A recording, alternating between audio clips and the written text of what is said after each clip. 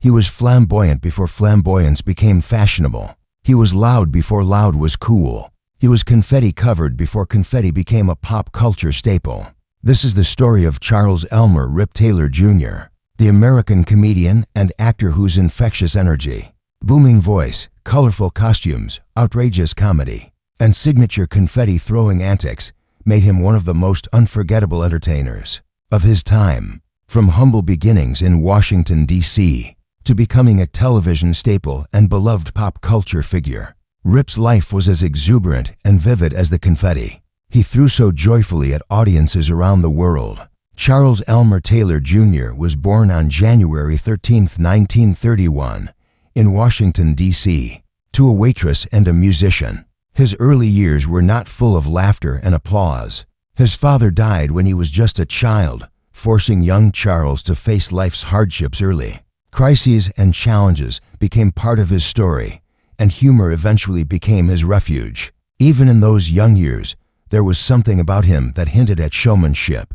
He worked as a congressional page in his teens, giving him an early taste of the spotlight, even if it was in a setting far more serious than laughter-filled nightclubs. But life had bigger stages in mind for him, and one of those came in the form of military service. Rip Taylor's journey into comedy took an unexpected turn when he joined the United States Army. During the Korean War, assigned to the U.S. Army Signal Corps, Taylor didn't just swing a radio pack or plot communications. He found himself drawn to the Special Services, the Army's entertainment division. His duties suddenly involved making soldiers laugh instead of delivering messages. Instead of the battlefield, he stood before troops, entertained them, and discovered something deeper.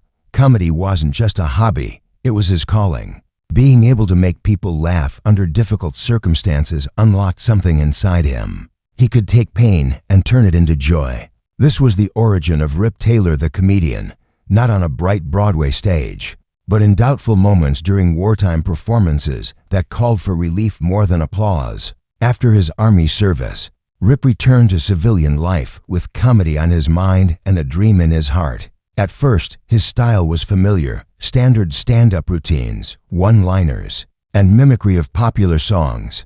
But Rip was never one to settle for ordinary. According to his own account, one night in the Catskills while telling jokes that weren't landing, he did something unexpected. He pretended to cry, begging the audience to laugh. Not with him, at him. To his surprise, this desperation produced laughter, big belly laughs. What had started as a last-ditch effort became his trademark crying comedian act, and that moment redefined him forever. His appearance, a bristling mustache, wild toupee, and unpredictable antics, caught the attention of club owners, audiences, and eventually television producers. He wasn't just another comic. He was a character, larger than life, loud in every way, and impossible to ignore. The twist that changed everything, though, came one night on the Merv Griffin Show. Rip was bombing, jokes weren't landing, and he was losing the crowd. In frustration, he tore up his cue cards and tossed the pieces into the air. What he created accidentally was confetti. That spontaneous moment, that explosion of paper in the studio, became Rip's signature act. From that day forward, he was the man who didn't just make people laugh. He covered them in confetti, turning every show into a carnival of joy. Once his confetti act caught fire, mainstream success wasn't far behind. Rip Taylor first appeared on the Ed Sullivan Show in 1961, one of the most prestigious variety programs in television history. He made nearly 20 appearances on the show, where Ed Sullivan famously forgot his name and referred to him simply as the crying comedian.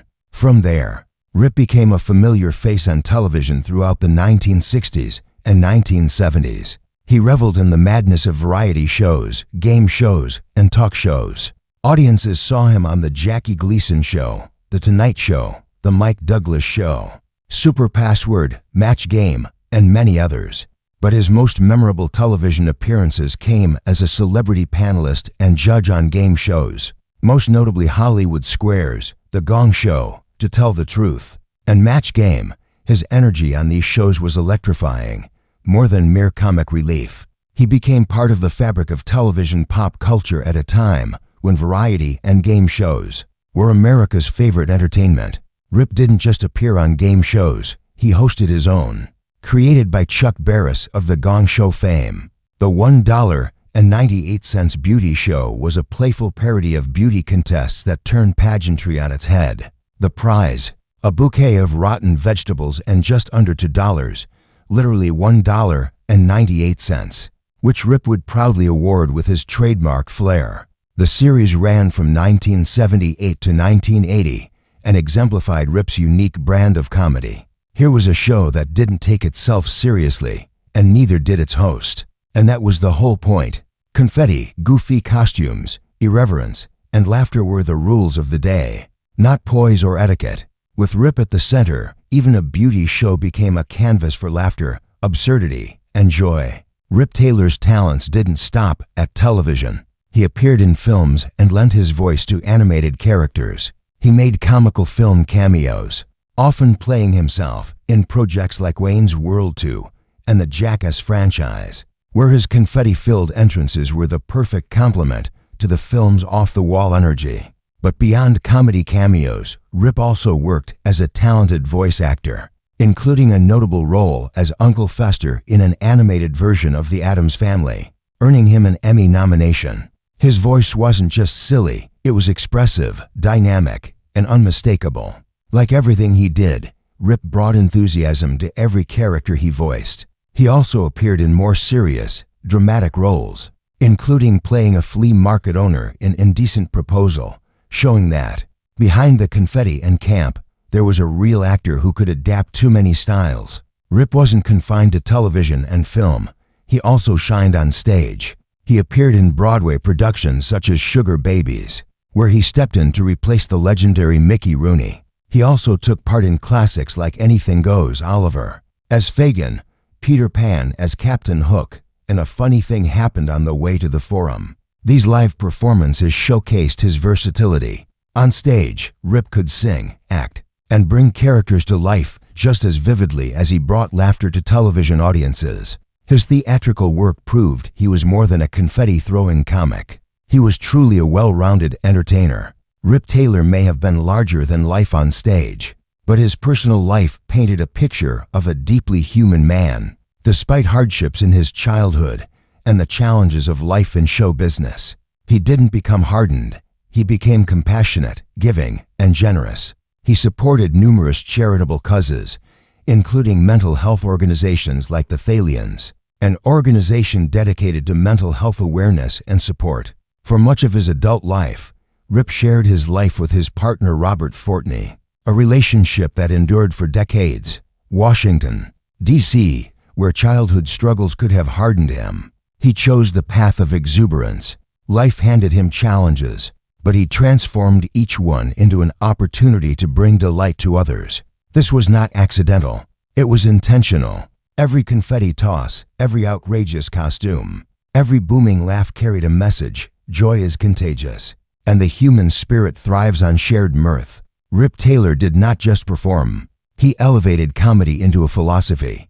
When Rip Taylor died on October 6, 2019, at his home in Beverly Hills, California, at the age of 88, the world lost not just a comedian, but a cultural icon. Yet his legacy did not fade with his passing. It sparkled, literally and metaphorically, like the confetti he so famously tossed into audiences' faces. That whimsical explosion of color became more than a gimmick. It became a symbol of living life unapologetically, of refusing to conform to muted expectations, and of insisting that laughter is not optional but essential. His influence continues wherever comedy embraces exuberance over restraint, wherever absurdity is used to unlock joy, and wherever audiences are reminded that laughter can lighten even the heaviest of moments. Rip Taylor wasn't simply a man in a sequin jacket tossing confetti. He was a reminder that life, no matter its hardships or constraints, deserves laughter. Behind the flashing lights, the costumes, and the chaotic energy, there was a profound understanding of human nature. He knew that comedy could heal, could connect, and could transform. The tears he feigned on stage, the extravagant gestures, the manic energy, these were not mere theatrics. They were reflections of life itself, unpredictable, messy, joyful, and heartbreaking all at once. There are lessons in Rip's story that go far beyond comedy. He learned early that pain and laughter often walk hand in hand. Struggles could have been paralyzing, but he chose to transform adversity into entertainment, teaching the world a subtle but vital truth. Resilience can be expressed through joy. Where others might retreat in sorrow or bitterness, Rip leaned into the absurd, and in doing so, he invited audiences to do the same. He didn't just survive life's challenges. He transmuted them into energy, into performance, into moments of pure delight that have echoed across decades. Rip's originality is another lesson. He did not copy others. He forged his own path. His comedic persona, the flamboyant costumes, the loud voice, the confetti, was never a mask. It was a declaration of individuality. He embraced exaggeration, not to hide, but to express, to amplify life's inherent joy and chaos, and to challenge audiences to laugh more freely.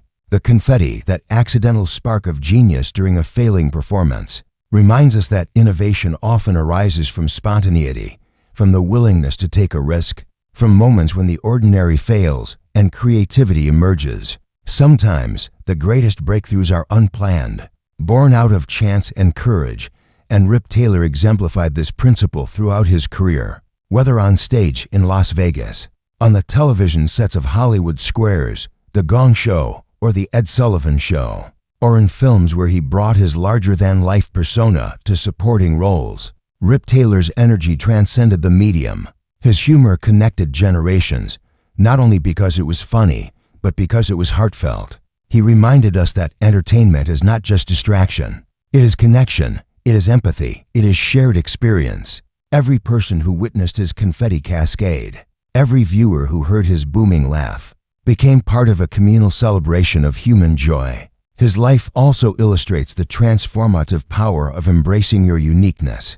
In an industry often governed by conformity and trend following, Rip dared to be singular. He never toned himself down to please the mainstream. Instead, he turned individuality into art. He taught audiences that flamboyance, exuberance, and authenticity are not flaws, they are strengths. This philosophy extended beyond performance. It shaped his interactions, his personal relationships, and his enduring presence in pop culture. Even decades later, his influence is visible in comedians and performers who celebrate character, personality, and theatricality over quiet subtlety, who understand that laughter is amplified when it comes from authenticity. Rip Taylor's contributions extend to his mentorship of others in the industry. Colleagues often recounted his generosity with advice, encouragement, and support.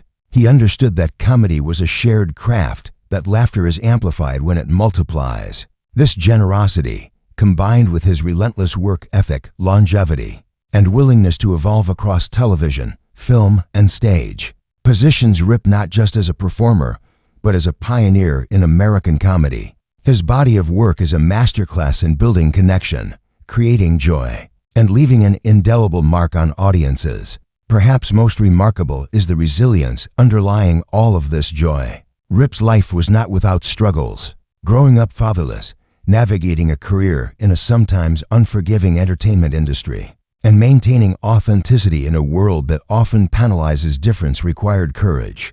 Yet, he chose to convert these trials into laughter. This act of turning personal challenges into universal joy is the heart of Rip's enduring appeal. It is why audiences across generations could not only enjoy him, but also admire him, not just as a performer, but as a human being who lived joyfully and fully. Despite life's inevitable difficulties, Rip Taylor's life was, in many ways, a celebration, a parade of sound, color, chaos, laughter, and confetti. From the stages of Las Vegas to the lights of television studios, from animated voices to classic Broadway roles, his career spanned more than 6 decades and thousands of appearances that delighted audiences across generations. He wasn't just an entertainer, he was a force of nature, reminding us that life is richer when we choose to sprinkle joy everywhere we go. His legacy extends beyond television, film, and theater. It lives in the laughter he inspired, in the moments of levity he created, and in the countless performers and audiences he influenced along the way. If this story of Rip Taylor moved you, made you smile, or inspired a memory of laughter in your own life. Share this video or script with friends and family. Let's honor the man who taught us to laugh loudly, live boldly, and never underestimate the power of a handful of confetti. Comment below what's your favorite Rip Taylor moment. Like, share, and subscribe if you want more legendary stories of the entertainers who shaped pop culture. Tag someone who needs a little confetti in their life today, because the world could always use more laughter, and just maybe a little confetti too.